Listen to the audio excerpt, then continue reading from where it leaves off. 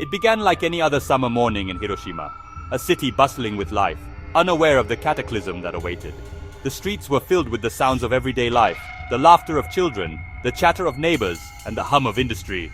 It was a vibrant tapestry of human activity, a scene of peace and tranquility, warm, humid, and alive with daily routines. People went about their usual activities, preparing for work, tending to their gardens, and running errands. The air was thick with the scent of blooming flowers and the promise of a long, hot day. Life unfolded with a predictable rhythm, a sense of normalcy that would soon be shattered forever. The date was August 6, 1945.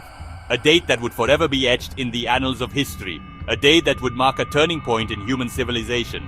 It was a day like any other, yet it held within it the seeds of unimaginable destruction.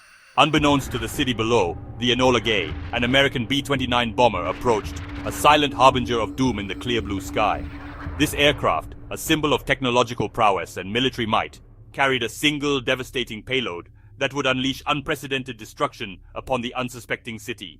With a weapon that would change history, a force of unimaginable power poised to be unleashed.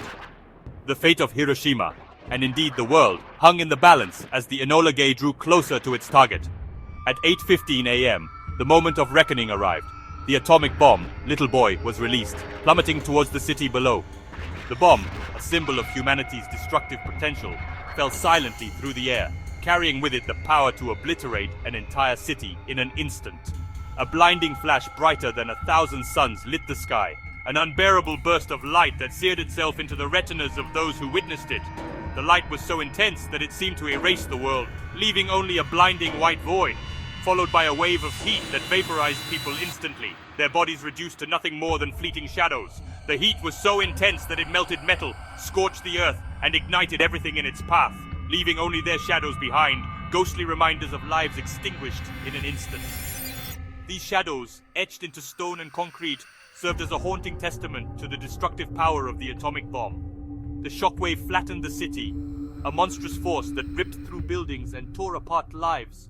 The air was filled with the roar of destruction as homes, businesses, and infrastructure crumbled under the immense pressure, turning buildings and homes into dust and debris, a testament to the overwhelming power of the blast. The once familiar cityscape was transformed into a desolate wasteland of rubble and ruin.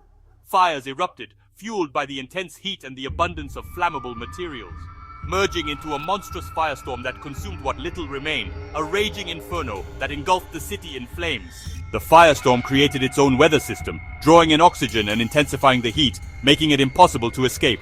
The sky darkened with ash and soot, blotting out the sun and casting a pall of gloom over the devastated landscape. The air was thick with smoke and the stench of burning flesh, creating a suffocating and toxic environment. And a strange radioactive black rain began to fall, carrying with it the invisible poison of nuclear fallout. This rain, a grim reminder of the atomic bomb's lingering effects, contaminated the land and water, posing a long-term threat to the survivors. Survivors faced a new horror, a world transformed into a nightmare, wounded, disoriented, and surrounded by devastation, struggling to comprehend the magnitude of the catastrophe. They wandered through the ruins, searching for loved ones, for food, for any sign of hope in the face of unimaginable despair. The city, once vibrant, was reduced to a wasteland in seconds, a stark reminder of the destructive power of nuclear weapons. The vibrant streets, the bustling markets, the peaceful homes, all were gone, replaced by a desolate landscape of rubble and ash. The landscape was unrecognizable, a scene of utter devastation that defied comprehension. The familiar landmarks were gone, replaced by a chaotic jumble of debris and destruction, rewritten by a force humanity had unleashed but could not comprehend, a power that threatened to consume the world. The atomic bomb had not only destroyed a city, but had also shattered the illusion of human control over the forces of nature. For those who survived, the nightmare was just beginning, a long and arduous journey of healing and rebuilding. The physical wounds would eventually heal, but the emotional scars would remain forever. The cries of the wounded echoed through the ruins, a symphony of pain and suffering that resonated throughout the devastated city. These cries, a testament to the human cost of war, served as a haunting reminder of the horrors of the atomic bombing. On that day, the sun did not set, it was obscured. It had fallen, leaving behind only silence and suffering, a void where life once thrived. The silence was broken only by the crackling of fires and the moans of the wounded, a constant reminder of the devastation that had befallen the city. Hiroshima's name was forever seared into the world's memory, a symbol of the destructive power of nuclear weapons and the enduring human cost of war. The name Hiroshima became synonymous with devastation, a warning to future generations about the dangers of nuclear proliferation. The world had entered a new and terrifying age, the nuclear age, forever changed by the events of that fateful day. The mushroom cloud that rose over Hiroshima became a symbol of this new era, a constant reminder of the potential for global annihilation. The atomic bombing of Hiroshima resulted in destruction that was nearly total. The scale of devastation was unlike anything the world had ever witnessed. 90% of its buildings were simply gone in an instant, reduced to rubble and dust. The force of the blast and the subsequent firestorm left almost nothing standing. The hypocenter, the point directly below the explosion, was a complete wasteland. It was a place where nothing could survive. Everything within a mile of the hypocenter was utterly obliterated, vaporized or flattened beyond recognition. The landscape was unrecognizable. Familiar streets and entire neighborhoods vanished without a trace, erased from the map as if they had never existed. They were replaced by a desolate expanse of rubble and ash, a grim testament to the destructive power unleashed upon the city. Between 70 and 80,000 people died instantly, victims of the blast, the heat, and the immediate collapse of buildings. The death toll continued to rise, reaching 140,000 by year's end, as the effects of radiation poisoning took their toll on the survivors. Survivors, the Hibakusha, wandered the smoldering ruins in a daze, their faces etched with shock and grief. They were desperately searching for loved ones, calling out names that would never be answered, clinging to the faintest hope of reunion. Radiation sickness claimed thousands more in the weeks and months that followed, a silent and invisible killer. Its effects were mysterious and deadly, causing a range of debilitating symptoms that baffled doctors and terrified the population.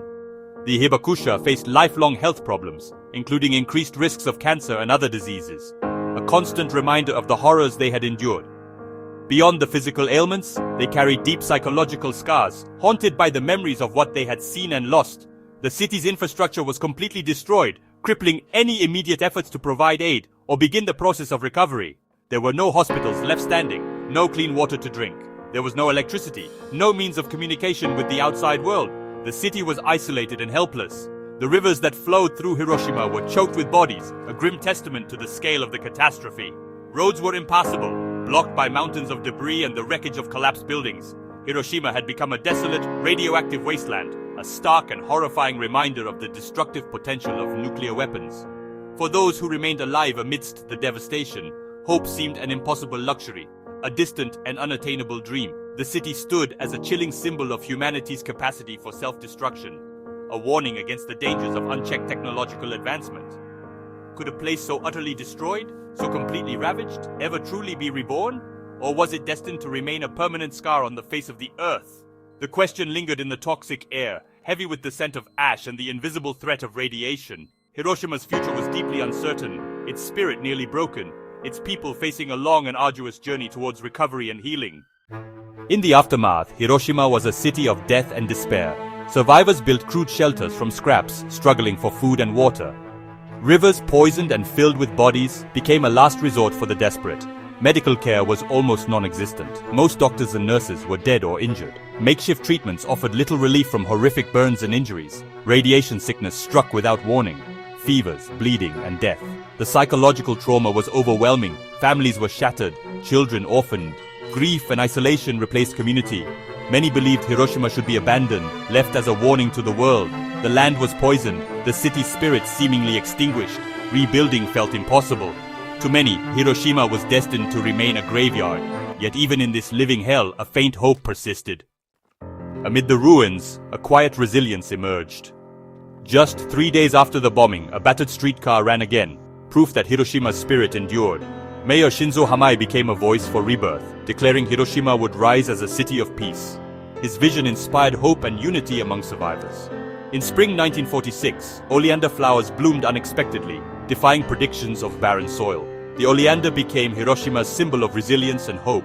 Aid began to arrive from across Japan and the world. Food, medicine, and building materials. The Japanese government recognized Hiroshima's unique role in national recovery. The seeds of renewal were planted not by grand gestures, but by the determination to live and rebuild. Nature and humanity both signaled that recovery was possible. Hiroshima's rebirth had quietly begun. In 1949, Hiroshima's revival took a decisive turn. The Japanese parliament passed the Hiroshima Peace Memorial City Construction Law. This law declared Hiroshima would be rebuilt as a city dedicated to peace, not just restored to its former state. It provided land, funding, and a legal framework for reconstruction. National support made ambitious rebuilding possible. Mayor Hamai and architect Kenzo Tange championed the vision, making Hiroshima's recovery a matter of national and international importance. The law mandated a master plan, modern infrastructure, green spaces, and a central memorial district at the blast's hypocenter. It was more than legislation. It was a blueprint for resurrection. Hiroshima's future was now guided by a promise to remember and to lead the world toward peace. The city could finally plan its rebirth with purpose. With a clear vision, Hiroshima began to rebuild. Public housing rose from the rubble, offering families safety and hope. New schools and hospitals were constructed, often with help from across Japan and abroad. These institutions became places of healing and learning for a scarred generation. Hospitals focused on treating radiation's long-term effects, advancing global medical knowledge. Industry returned, factories reopened, and Mazda led economic recovery, providing jobs and stability. The city's streets were redesigned, with wide boulevards like Peace Boulevard serving as both firebreaks and symbols of renewal. Green spaces and modern infrastructure transformed the landscape. Every new building was a step away from the past and toward a vibrant future. Hiroshima's determination was visible in every brick and street. At Hiroshima's heart lies the Peace Memorial Park, a place of profound significance. It serves as a powerful reminder of the past and a beacon of hope for the future. Built at the atomic blast's hypocenter, the park marks the point directly below where the bomb detonated. This location, once the epicenter of unimaginable destruction, has been transformed into a space dedicated to peace. This tranquil space, filled with trees and monuments, offers a serene environment for reflection. The carefully planned landscaping and symbolic structures invite visitors to contemplate the consequences of war and the importance of lasting peace.